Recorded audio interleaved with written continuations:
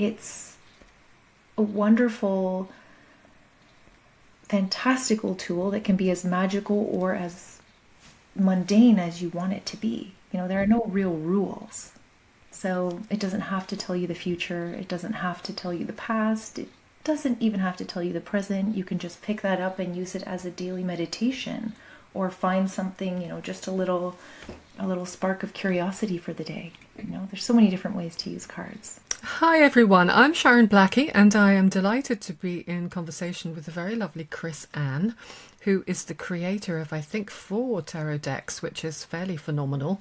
And we were invited to have this conversation. We don't know each other, really, but we were invited to have this conversation by Hay House, who publish our card decks, particularly in the context of people who are curious about tarot, or maybe even skeptical about tarot, which I certainly was for a whole section of my own life. So Chris Ann, it's really lovely to talk to you, and for my audience it would be lovely if you could say something about yourself, and then for your audience I'll say something about me. How would that be? Amazing. That sounds great. Hello, audience.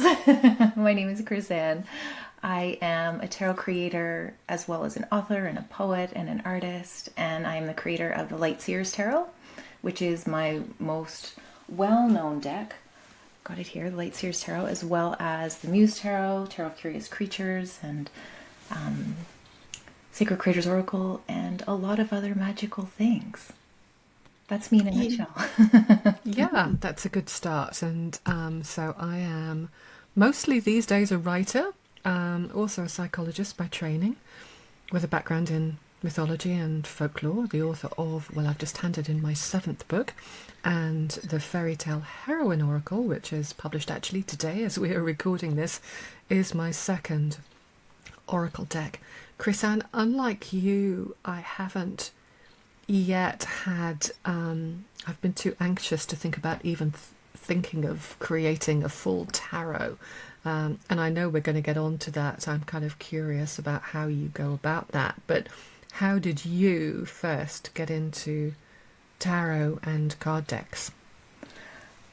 I was very young. I was 15 or 16, and I found my way into a metaphysical shop, as so many people do, and just felt instantly like, this is my world.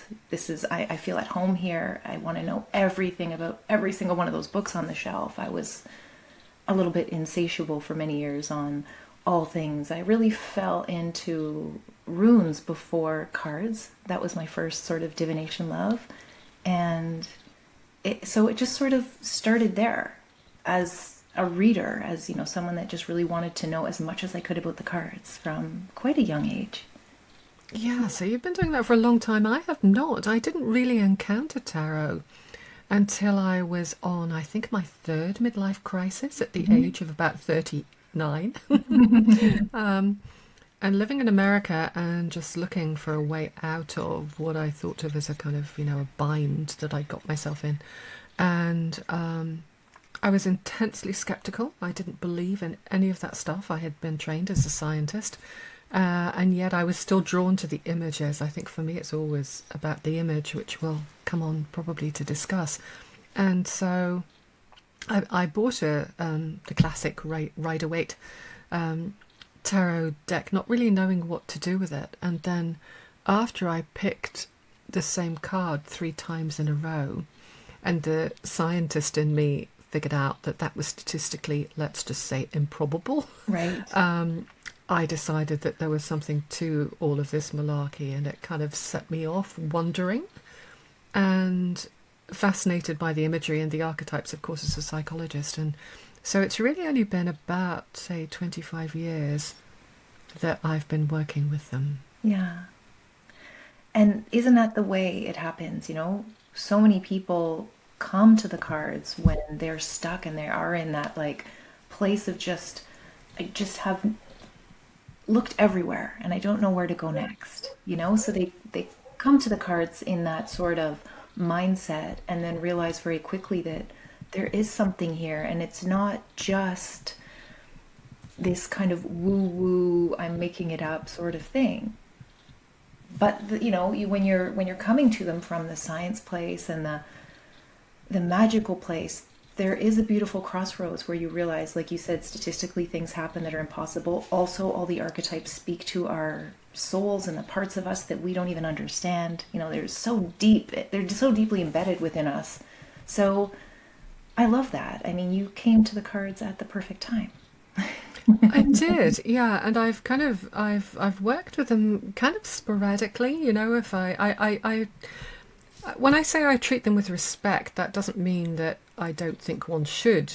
You know, I don't think it's a problem to use them every day. But I only come to a card deck if I've got a really burning question to ask. So for me, it's an unusual thing. I mean, sometimes I may only pick them up 2 or 3 times a year. There have been periods in my life where it might only have been once a year. So I guess I use them differently, probably from a lot of, say, your audience might, who are very into tarot. But then that makes me respect them all the more. You know, I'm really looking for a kind of very deep wisdom in that imagery and in that archetypal energy. I'm the same. I do not use cards every day. There are a lot of readers that do, for sure, especially when they are learning, especially when you're in that kind of infancy stage of like really wanting to understand every single card, and it's a training really, because there's 78 cards with the 78 different archetypes that can be read in, you know, right side up or in reverse, and then the way they pair together. There's a lot that we can learn from cards, but I don't use them every day either. Not at all. I think if we do that, we run the risk of what happened to you, picking the same card every day, because the cards have something to say. And if we don't get the message, which we often can't in one day, then it's just going to keep telling us the same thing over and over again until we understand the message and put it into action, I believe. Yeah, no, that makes sense. I mean, there was a time in my life, probably, I don't know, about maybe 10 years after I'd first picked up tarot cards, where I was undergoing a very complicated personal situation that was kind of unfolding day by day. And I got a little obsessive about tarot cards. And every time I picked them up, they told me something different. And then it just seemed very radical and sometimes very unpleasant and sometimes exactly what I wanted to hear. And it spooked me a bit. Yeah. You know, and of course that, as you suggest, is due to the changing situation of a particular time or a particular issue. But it made me realise that probably wasn't the best use of them, that the best use might be for the kind of bigger questions or the broader questions in our life. And so that's how I tend to approach them.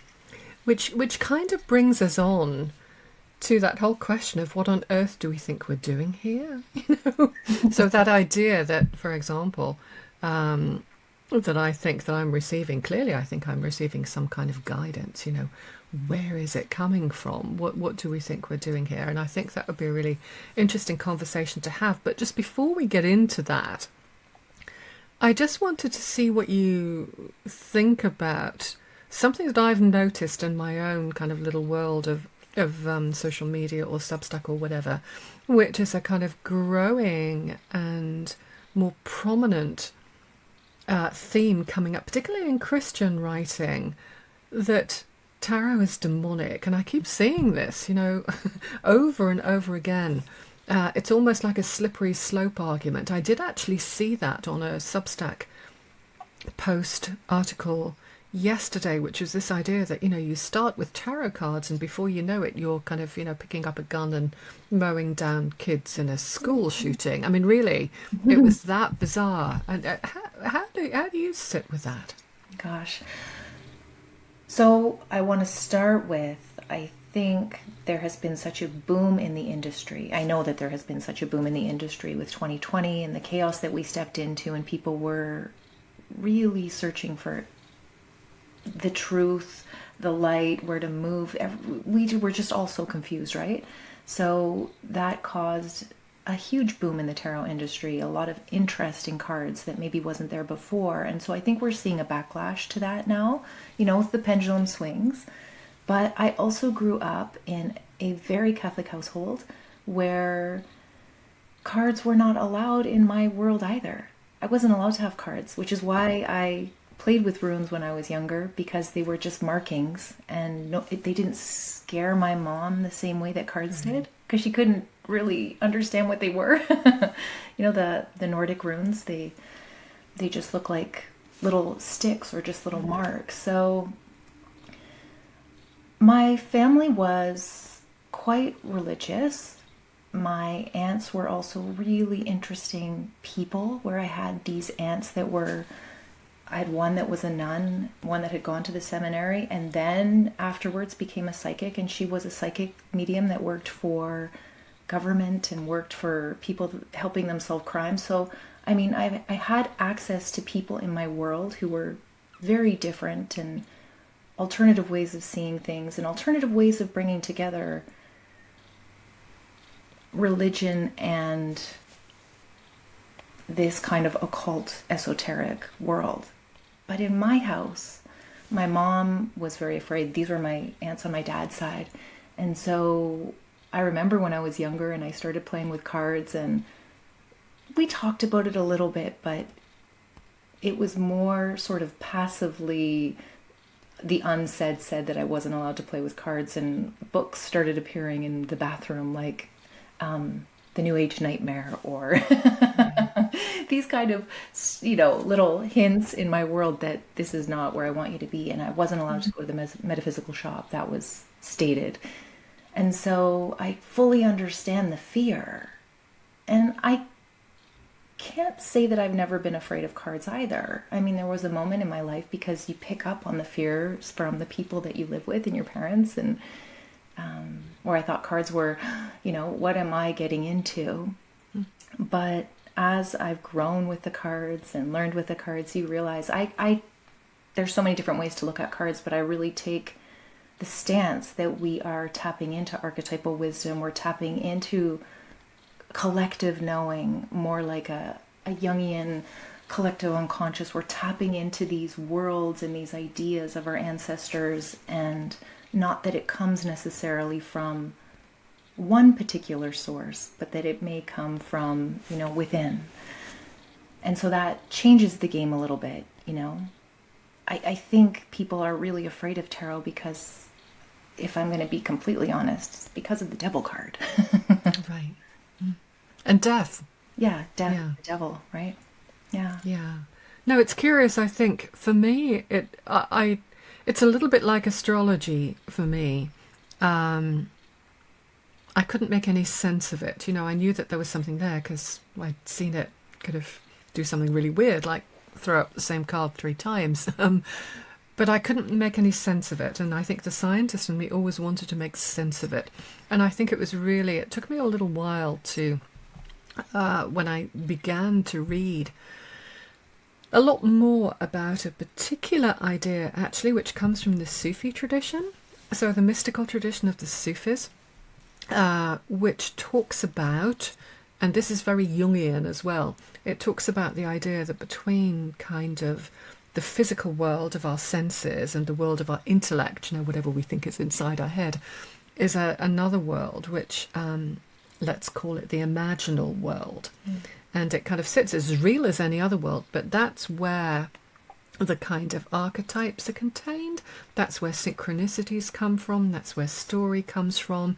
It's where the creatures that we think of in various traditions as gods or angels live. And it's really the world of image and the world of soul. And there is an interaction sometimes.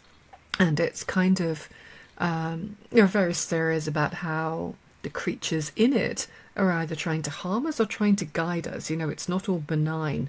It's a little bit like in our own tradition, the Celtic otherworld. This idea of gods and monsters and adventure, and, it's entangled with this world. So when I started to look at that, and when I started to train in Jungian ideas, I began to understand it more as a kind of symbolic language. And astrology exactly the same, as a symbolic language that enables you to kind of almost pierce the veil into this imaginal world, and to provide a kind of intermediary, if you like.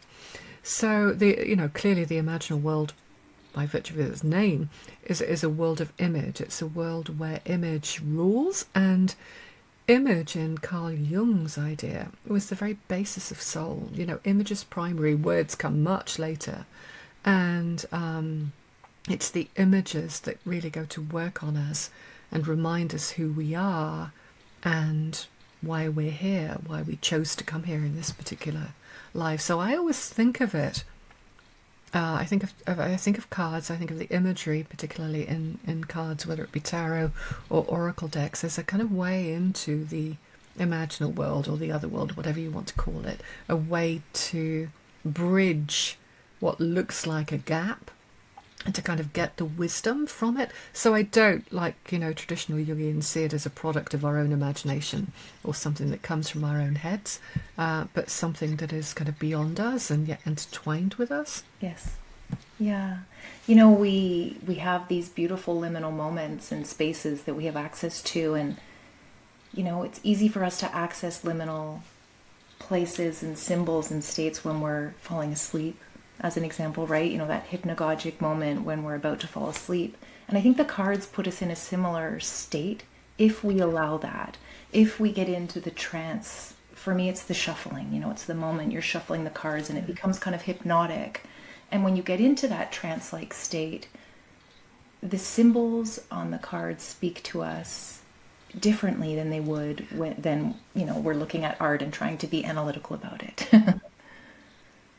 Yeah, and Jung and other kind of post-Jungian depth psychologists' perspective on image in this way is that, we enter the world of soul through the imagination, always through image, and what they evoke in us. And of course, archetypes, which appear in kind of imaginal form. And what I love about the tarot, what I learned to love about the tarot, was the ways in which those archetypes are kind of shown to us. And that's kind of what I'm curious about in your own work. And this kind of idea that you would be so bold as to create not just one but 4 different tarot decks. It's like, so when I look at tarot, I always want to go back to the Rider-Waite. I don't know why, but because I think of it as kind of very, very purely archetypical, and it isn't, of course. It has its own particular spin on what the important archetypes are, but nevertheless I have a tendency always to revert to that because it feels kind of uncluttered and free of my own projections. Yes. And so I'm really curious about, did you ever work with the Rider-Waite before you created your own deck? What gave you the inspiration for saying, okay, I can bring something new to this deck, to these set of archetypes that have been so, with us for such a long time? Right. I mean, I feel the same about the Rider-Waite-Smith. I think it is potentially uncluttered in my mind only because I've used it for so long and it was a training deck and I understand those archetypes, but also because throughout human story for the last couple hundred years, that deck has been with us. So, I mean, maybe there's something to be said about it being genetic memory. I'm not sure if it's genetic memory, if it's just out there and we tap into it, but it definitely feels like a deck that speaks. But this is where the but and wanting to create a new deck comes from. Sometimes people will look at those images and not understand them in the context of contemporary life, right? Because we don't carry around swords.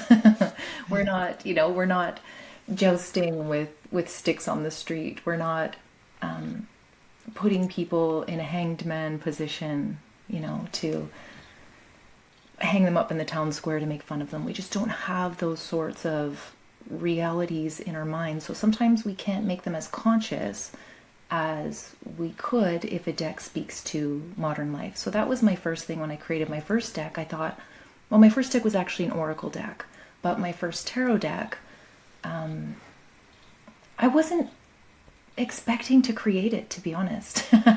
I was teaching at a tarot summer school. A friend named Ethany, who runs a tarot summer school every year, invited me to teach a course on creating your own oracle and tarot deck because I had gone through the process of doing the oracle deck, but I also have a background as a designer. So I knew all of the this is the type of paper, this is the printing, this is, I could speak to the more technical side of what it would take to create a deck as an indie author.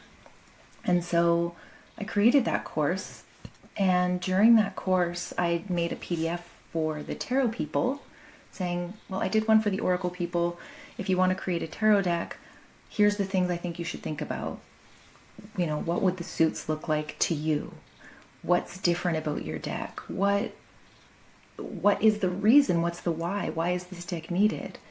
And in the process of doing that, I just started to feel my own ideas begin to bubble. And I woke up the next day and had this whole, oh my gosh, I need to run to that PDF. And I started filling in that PDF and scribbling, almost like it was just coming, the way it is. You feel inspired, and the ideas are just mad in your mind. It's like madness running through you, and you must get them onto the paper. That's what it felt like. And so I just started scribbling my ideas, and I thought, wow, I have a full deck here.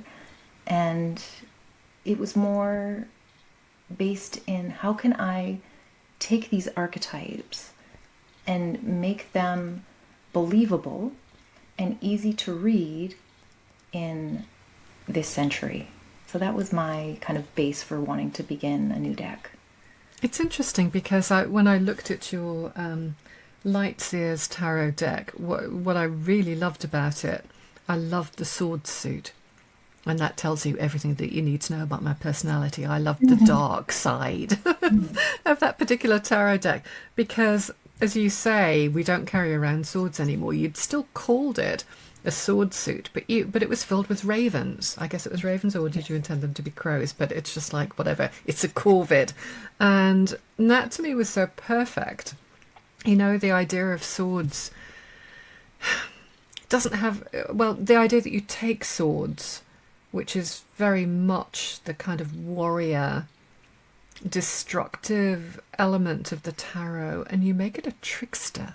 I mean, that to me is a stroke of genius, to be honest. It's just like, oh yeah, that's how you could really look at the swords deck and make it different but the same. How did that happen? To be honest with you, and your audience may really enjoy this, I was thinking about the suit of swords, where, it's the more challenging suit of the tarot. There are also often issues that are psychological or of the mind. A lot of communication issues show up in the swords, as do, it's a suit of air as well. So I was looking at all of these different things, and I thought about Odin and, his two ravens that he has, where he sends out his ravens across the world, his Hugin and Munin, and he sends them out and they collect all the information for him, and then they come back to him, and, because he's so obsessed with information. And I thought, it is such a swords thing, particularly the Two of Swords, which is often a woman crossed with two swords, the idea that she doesn't know which way to go and she's at a crossroads. And so I thought it would be the most Two of Swords thing I could imagine, to have those ravens go out, which represent thought and memory, and have them go out and fly out over the world, and have them come back to Odin, and have them say two different things. It's such a Two of Swords reality, where your mind and your memory are giving you two different pieces of information. And so that suit started out with the Two of Swords, where there's a woman and she's got the two ravens or the two crows, and I never made a distinction, corvids as you say, pulling on two different pieces of hair, and one is pulling her this way and one is pulling her that way. And that's how that became the corvids in that deck instead of the swords. It's interesting. I do wonder whether one day I'll just stop writing for a while, and because I love imagery so much, sit down and finally have the courage to think about, what my own perspective on a tarot deck would be. But in the meantime, a kind of oracle deck feels a little bit less threatening. I don't mean that in a demeaning way. To me, in many ways, they're fulfilling a similar function, but they're fulfilling a different function. I'm kind of interested in how you feel about that, because you started with an oracle deck and moved to tarot. I haven't quite moved to tarot yet, but when I'm thinking about creating an oracle deck, it's very much the primacy of the individual image is everything. I mean, clearly you have to have a theme. Mm-hmm. Okay, so my first one was the Rooted Woman Oracle, which was based on my book If Women Rose Rooted, and all of those beautiful archetypal women we have in Celtic, particularly myth and folklore, which is about rootedness and a sense of belonging to the land. And it's just, okay, how do you take all of those women? How do you take all of those images? How do you take images related to the concept of a journey to belonging and make a deck that is connected, and yet every image kind of stands alone Mm-hmm. in a way that maybe, certainly in the suits, maybe a tarot deck doesn't always. It's very interconnected. And so I was looking at that challenge between kind of making each card stand alone as an image and as a concept, and also kind of bringing them together. And with the new one, the Fairy Tale Oracle, that really derived from work that I've been doing, gosh, for a very, very many number of years now, working with fairy tales and looking at the heroines. Thank you. You're much better prepared than I am. With the heroines of fairy tales, to say, okay, what's the essence of what's going on in a fairy tale? What's really happening at the basic level of the archetype and the image, which is going to work on us and kind of embedding in us? So how do you see the difference between an oracle deck and a tarot, and what was it like for you? I agree with you that Oracle at the onset feels or felt to me to be not necessarily easier, but less intimidating in the way that I could be freer and I could express whatever it was that I wanted to express. Yeah. Because Oracle decks, the only difference for your audience is that tarot decks are, there's 78 cards, just like almost like a regular deck of playing cards. There are 4 suits, and then we also have the 5th section of the deck, which are the major arcana. The 4 suits make up the minor. And it's always structured in the same way, whereas Oracle decks can be structured in any way, shape, or form. It's up to the author, and there's no specific pacing. So it's free from the perspective of being able to express whatever it is that you want to express. But I am right now at the onset of a new deck, and something in me tells me that I want it to be an Oracle deck. But something in my brain keeps putting everything and slotting it into the archetypes of the tarot because I just know them so well. Right. So it is an interesting thing. I don't know. There's not really one proper way to create, there's not one, of course, one journey, but I am finding it more of a challenge right now to think like an oracle creator, where it's so free that I am trying to figure out the boundaries, right? Yeah.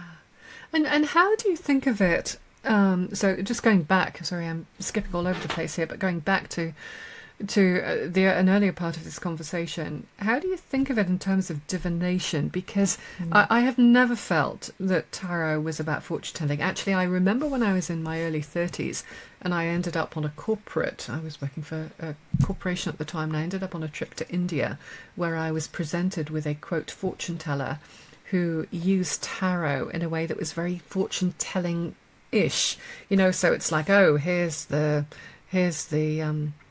King of Cups, that represents your husband or whatever. And it's just like, no, it didn't. I mean, it was a bit bonkers, really. But that whole idea that it foretells the future is kind of the antithesis of the way that I see it, in the sense that it's looking at, because I do believe that it's very much kind of taking its wisdom from the imaginal world. It's kind of telling us something about the nature of a situation that we are in, or something about the nature of the world at the moment, the kind of the times. How do you see that kind of? To me, there's a conflict between the kind of divinatory idea of tarot and what I think of it as, which is just like a kind of symbolic language that taps you into some kind of wisdom about what's going on here in a given situation. How do you see that? I actually see those things as being compatible. Interesting. Okay. And not I mean, personally, when I am reading for myself, it is 100% the psychological side of it, me trying to understand my own shadow, me trying to understand the parts that of my psyche or my life that just are not making sense at the moment. I'm just thinking yesterday, and I wish that I left this unshuffled, because I did use your deck last night, and I pulled the fairy card. And the fairy card, I read the intro, and it was just sort of really very Celtic Fae, where it's like, this could be benign or it could be good. We don't always know about this guidance. It's a little bit of a trickster. So of course, in that way, just to give your audience an example, it gives me the sense that maybe the thing that I'm thinking on is not exactly what I believe it to be, right? So that's the very like internal psychological process that I often use for tarot. But I find when reading for others, and you just explain the meanings of the cards, or you explain the images, because sometimes I will get the visual image in my mind that I just kind of go on, this is what I'm seeing, then that explanation of what is going on from the external perspective can feel as if it's divination, or it can feel as if it's magical, because it's my own intuition that's, giving the message. It's their own intuition, or the receiver or the querent's own intuition, that is putting the message together. And all of a sudden, it does feel like it could be a hint to the future. So it's not necessarily fortune telling, but I do think that the more we understand about where we're at, the clearer the future becomes. Does that make sense? Yeah, it does make sense. Yeah, I think. Yeah, and again, I suppose that if you understand more about the nature of a particular situation, or the kind of archetypal energies, as I would think of it as a Jungian, kind of the archetypal energies at work in a given situation, then you're more likely to see what the potential is for change, and for kind of moving in, or moving out of that situation into a different perspective. Right. So potentials, I would say, the potentials for the future. I don't always Yeah. see it as like, it's never black or white, Okay. It's not going to tell you that you're going to meet a tall, dark, and handsome stranger the next day and marry him. Exactly. I know that sounds like a cliche, but when I was younger, that was how tarot was really thought of. So when both of those decks, and maybe it's different from an oracle deck from a tarot, do you think, how do you expect them to be used? I mean, why do you make them, basically? What's the point? What are you trying to do with them? For people, for yourself, for the world?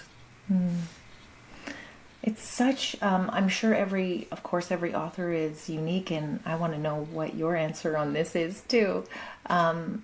I think for me, it's so that people can, number one, get to know themselves better. And that seems like such a, simple answer, but it's the truth. But also, I want people to see the magic in the world, and the magic in their lives, and the magic in themselves. And so when they tap into that moment of, getting information from something that feels like it's bigger than themselves, because tarot gives us that, or cards in general, tarot and oracle give us that permission to see things maybe as they are, to bypass the filters of the mind, then life feels more rich with magic, and then people can find more joy and more purpose and do more good in the world, and all of the things that come from really stepping into that beauty.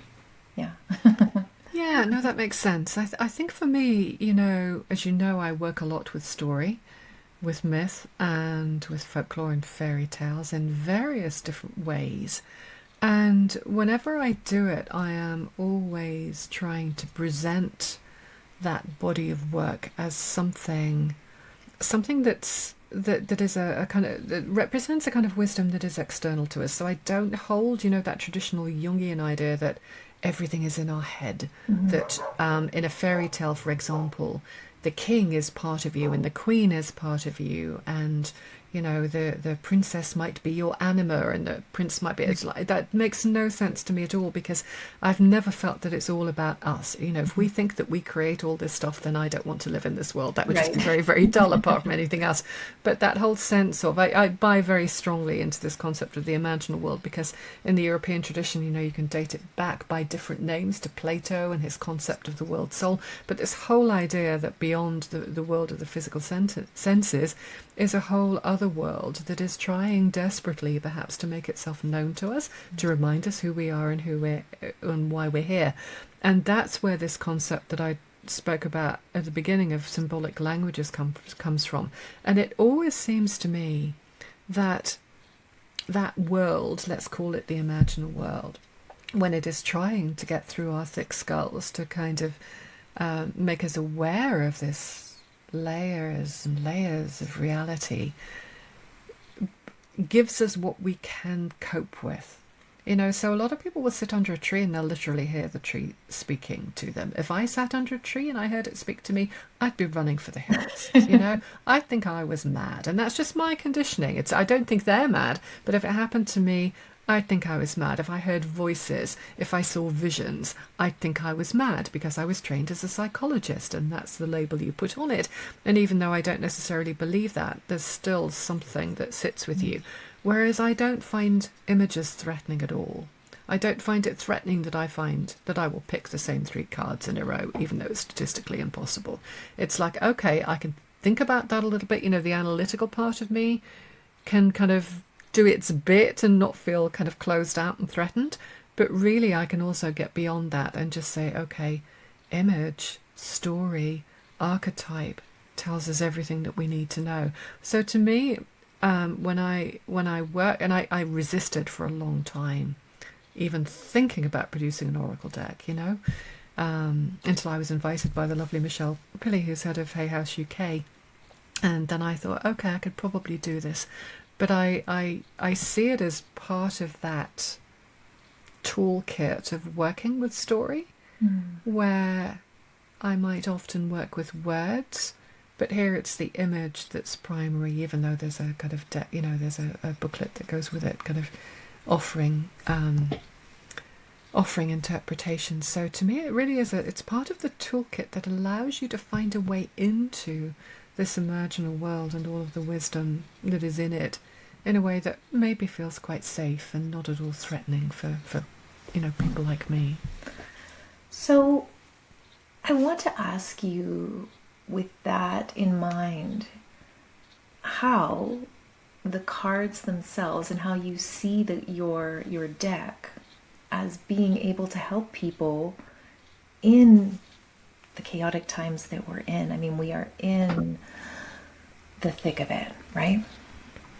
Yeah, and I think, my next book, which I don't want to talk too much about because it's not out till next May and it hasn't actually been officially announced yet as we're recording this conversation, though it's imminent, is very much about that, in the sense that every fairy tale begins in a time of catastrophe, whether it's kind of individual catastrophe, like, oh, my father's just cut my hands off because he couldn't sell me to the devil like he was planning. I mean, it's fairly catastrophic at the beginning of The Handless Maiden. Or whether it's kind of a family catastrophe like Hansel and Gretel where there's no food, or whether it's a kind of wider catastrophe in the community or a war that begins it. So I think all of these stories that I work with begin in really, really difficult times, and the essence of those times hasn't changed today. The particular forms might change, but the essence of the times hasn't changed. And I think for me, why I've moved recently from working a lot with myth to working with fairy tales is that myth is kind of like it's top down. Myth is the stories of the hierarchy which tell us how the world is and what our place in it should be, and this is how you're supposed to behave, okay? Whereas fairy tales and folk tales are very much from the bottom up. It's like, these are the situations we're facing. It's awful out there. If we're a woman, we're going to be threatened, we're going to be potentially raped, our soul is going to be sold to the devil, you know, we're not going to be able to find anything to eat, we're cast out of our home, what on earth do we do? And they're stories of hope. And they're stories of hope through just putting one foot in front of the other and walking out the door and building a community, you know, of birds or mice or maybe people if you're lucky, and finding a way through that's very much something that ordinary normal people do. And although they're couched in, you know, there's a demoted princess, now a kitchen maid, kind of sitting amongst the ashes in the king's palace. We don't have king's palaces anymore. We don't have kitchen maids, but everybody understands the archetypal nature of that image. We can translate that image of the girl among the ashes who's lost everything and is just trying to hold it together while a new story forms.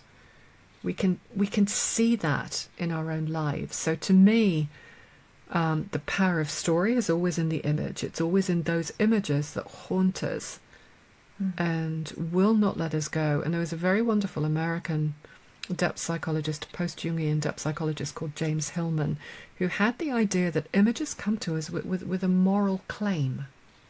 That they come to us from this imaginal world, not from inside our heads, and they cling to us, and they will not let us go until we deal with them.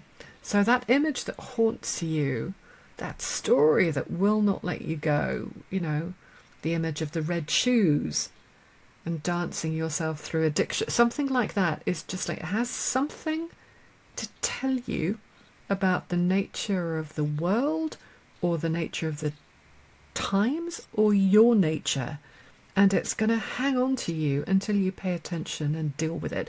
And I think for me then, in some ways, that whole idea of building an oracle deck, although at the beginning I was very, oh my God, this is really woo, I can't possibly do that, to be honest, you know, is a natural progression. It's not even a progression, it's a complementary thing to the actual nature of the stories that I work with, because it takes those pure images out of them and it puts them on a beautiful piece of card, and it says, okay, what is this speaking to you? And I think the trick in writing, for me, in writing the guidebook, is not to overinterpret, you know, just to kind of offer a few kind of glimmerings of what that might be. Does that make any sense? It totally does. Yeah, I noticed that in your guidebook. It's written from the perspective of, you know, here's the essence of the story and the essence of the meaning. And then of course what's going to happen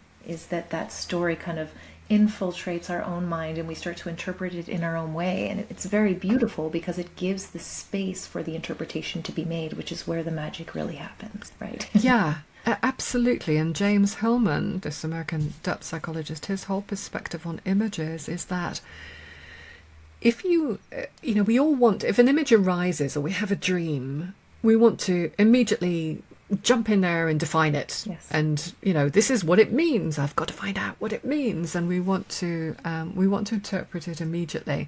And Hillman's perspective on this, which I absolutely share, is if you do that, you kill that image. Yes. It's a living thing. You know, I thoroughly believe in the idea of an image as a living thing. It has its own process of becoming. It has its own energy. And if we're very lucky, it'll happen to us for a little while. And Hillman believed that if you tried to say, okay, you know, I had a dream about a snake, it means X. It's just like, you've killed the energy of that dream. You've killed the energy of the snake image, because although there are certain images that have universal connotations, they're still very different. But the whole point of imagery is that and this is where I think, that's why I love cards actually, is it gets beyond that universal connotation. It's like, okay, what does this mean to me? Yes. Or what does it mean? What is it saying to me? Mm-hmm. And I have sat with an image that I've picked up from, you know, one card deck or another, sometimes for years before it's revealed itself to me. Not its meaning, but just the essence of it. And I love that about tarot and oracle decks when done well, you know. That's why I loved your Corvids. It's just, that was just, sorry, Anne. Thank you. Fangirling you on that, but that was just a work of perfection, really. That really worked well. Well, and it says something about us and the way we read, picking a card and then sitting with it for some time rather than picking card after card after card. Yeah. It's almost like when people see something and then they immediately Google what is the symbolism of, Yeah. right? Yeah. It's the same, and there's a lot of people that do that right now, and that's great. People sometimes want their quick answer, and there is some magical serendipity in that, depending on which of the answers is going to come up to you. But it can be so much more profound when we let that sit with us. I am 100% with you. Let it sit with you. Maybe journal on it, and then look for it in life for, it could be a year. Yeah. Yeah, it's like a dream. I literally, yesterday, in talking to someone who came to interview me about something quite different, understood, I thought, finally, the imagery and something that had happened to me literally 15 years ago. And it's just like, oh yeah, I never thought of that. And everything just like 15 years. But it came in very good time. The timing was right 15 years ago. I wouldn't have understood it today. I kind of do, and I think we have to allow that to happen when we're working with images, also with card decks, rather than. And I know that we often, the whole point of using card decks is to ask a question, to focus the intent, to focus on a particular question or a particular issue, and that makes us hungry for an immediate answer. But I do think, and sometimes we find that, but I do think sometimes we have to believe that the answer will come when it's needed and when we are ready for it and everything is aligned a little bit better. Yeah, you can also think about asking the question as kind of starting the fire, you know what I mean? Versus Yeah. getting the answer. I often talk to this where we may ask the question and it's just all you're doing is just like knocking on the door, just Yeah. telling the universe, the collective, the magical liminal space, wherever it is that you believe you're connecting to, you're just letting them know, or it know, that I am open to receive information about this. Yeah. And how do you think tarot informs us, or oracle cards inform us in difficult times? How do you see your own work fitting into that? This is a question I'm constantly asking myself. It is my biggest curiosity, because there are moments when I think people become over reliant on the answers of the cards, right? And they can make things seem too simple and too trite, or people become enamored with getting the answer that way, and they kind of give over their power to their cards, right? So I'm always trying to see the beautiful and also the pitfalls of really working with cards a lot, and how do we allow them to be tools that help us to make our lives in the world a better place. This is my biggest question. But I do see that they can help so many people as well, people that just want a little bit of a different perspective, or as I'm trying to answer this question, what's coming to mind is not really much to do about the cards. It's more to do about the question and more to do about the person asking the question. Because everyone uses them so differently. Yeah, I think, coming to it as a psychologist from maybe a slightly different angle, as well as the angles that we've talked about, I think for me it almost helps people organize an issue that they're facing that they don't know how to name, because it is image based, and because sometimes words do fail us for very good reasons. We can't always say what it is that we're really grappling with, or what it is that we think we need an answer to. And again, the beauty of image is that it is primary and language comes after.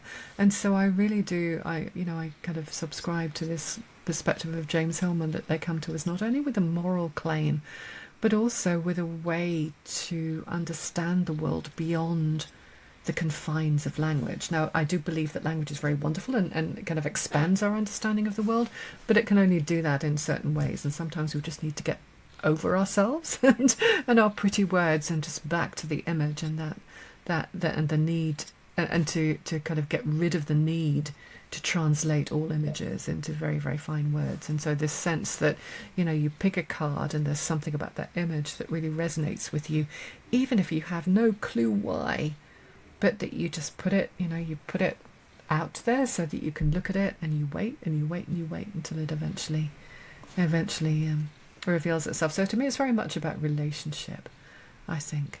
Maybe we could kind of finish up this conversation by kind of coming back to the original question or the original issue which Hay House put, which is like, this was a conversation arguably for the tarot curious and the tarot skeptics rather than people who perhaps are very, very embroiled in it. Mm-hmm. What would you say, or what do you say when people come to you and say, this is just all nonsense, isn't it? This is just all woo-woo nonsense. Why should I pick up a tarot deck? Aren't you just mad? Aren't you just bonkers? What do you say to that? You must get it a lot because you've been around this area for a very long time, much longer than I have. Yes, I used to get it a lot more than I do now. Okay.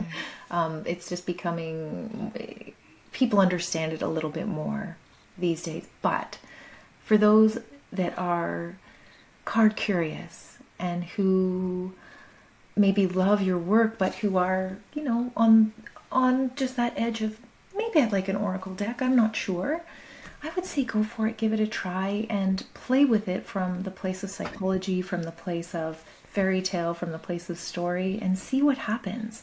It's one of those things where you can use it from the perspective, like a true psychological perspective, and journal on it and see what you learn from it and see what little sparks it initiates. It's a wonderful, fantastical tool that can be as magical or as mundane as you want it to be. There are no real rules. So it doesn't have to tell you the future. It doesn't have to tell you the past. It doesn't even have to tell you the present. You can just pick that up and use it as a daily meditation, or find something, just a little spark of curiosity for the day. There's so many different ways to use cards. So yeah, and I would say that although there is an incredible power in a narrative, at the heart of myths, and particularly perhaps sometimes even more at the heart of fairy tales, is the image. It's always the image and the archetype, the archetype of the witch or the image of the red shoes. These are the things that stay with us more than the structures that surround that image, more than the particular narratives that are told about that image. So I would always encourage people to kind of use an oracle deck like the Fairy Tale Heroine Oracle, if they love fairy tales, by saying, okay, here are the images lifted out of the narrative that kind of binds them into a particular structure. It's kind of the image set free in the world. That this is what does it mean to have a thread? To carry a ball of wool. What is that image actually meaning? Never mind what this particular princess does with the ball of wool. What does that mean? What does the ball of wool mean? What does it mean to have a thread that you cling on to that helps you find your way? So again, to me, it's often a deepening of work with narrative. You love the stories. Okay, let's really delve into the images, because these, again, from my perspective as a psychologist, this is what gives the stories power. These are the keys that unlock what needs to be unlocked, what's hidden away, what's walled up in the psyche. And so let's say, okay, I love the narrative. It has its power of its own, but what is the image going to do for me? And that's where I think they really... whatever perspective you're bringing, whatever belief system you're bringing, I think if you love a fairy tale, you understand the power of the image, and so there's nothing threatening or weird about using a card deck. And even just, whatever a person is going through on any particular day, to be reminded of a specific fairy tale that day, or a specific set of archetypes that day, well, this is the way it works. Why was I reminded about Hansel and Gretel today? Yeah, and also that sense that these are universal issues. That these are, these images, these stories, they've been passed down through generations of our ancestors, women in the case of fairy tales particularly, these were always women's stories, fairy tales, with a few exceptions, but as a generality, they were told by women to other women while they were doing the domestic work. They were told to girls to say, okay, yeah, it's really going to be tough out there. You're going to have a hard life, but it's possible to thrive in the face of that hard life. And so I think they also tie us back into that sense of lineage, of continuity, that sense that we're not uniquely challenged today. We're challenged in unique ways, but we're not uniquely challenged. That it's always been so. And here are the images that will in some way help you understand what's happening and maybe even find a way through it that's beautiful and, yeah, magical. Well, I love that. For those that are going to be seeing the video, I just want to give a very quick few cards. A very quick few cards, because they're so beautiful that I think we cannot have a YouTube video without showing the beauty of these cards. They are very fine. She did a fantastic job, didn't she? She's a really brilliant artist. Yeah. Thank you, Chrisanne. It's been a real pleasure to talk to you. Likewise, thank you so much for having me. I'm so happy that Hay House suggested this. It's been great.